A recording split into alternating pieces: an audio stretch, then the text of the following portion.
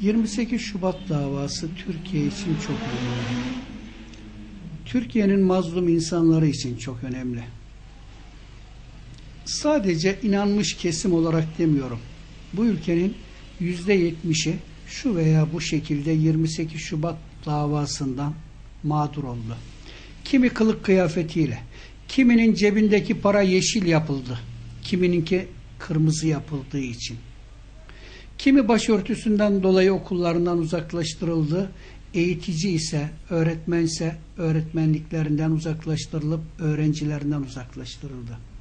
Doktorlar ameliyat masasındaki hastalarını ameliyat edecekleri anda bile irticacı adı altında en büyük hastasının aşkından koparıldı, hastasından koparıldı.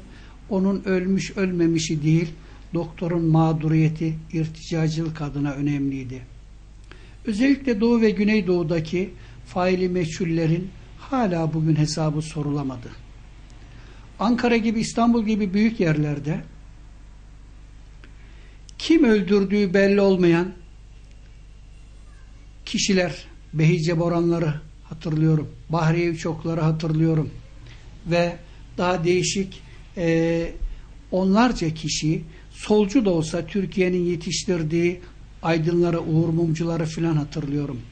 Öldürten zihniyet onları öldürmekle kalmadı. Üstelik şunlar öldürtüyor diyerek kara propaganda ile birlikte İslam aleminin, Müslümanların üstüne suç atarak onların mağdur ve mazlum konumuna gelmelerine sebep oldu. Ordudan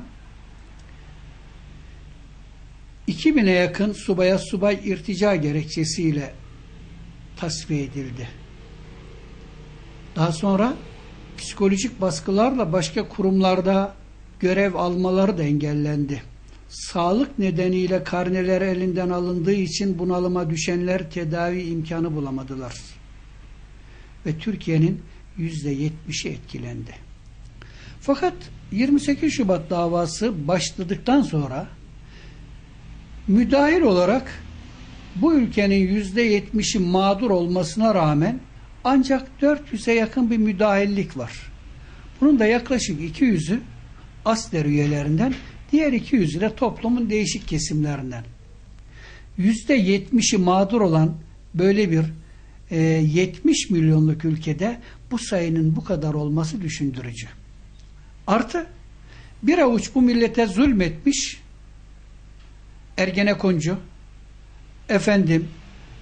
zihniyet Silivri'de yargılanırken onların müntesipleri Silivri'den sadece Türkiye'yi değil dünyaya ayağa kaldırmalarına rağmen %70'i mağdur olmuş milletin Ankara'daki görülen davasına katılım, ilgi her geçen gün daha da azalıyor. O kadar ilgisizlik var ki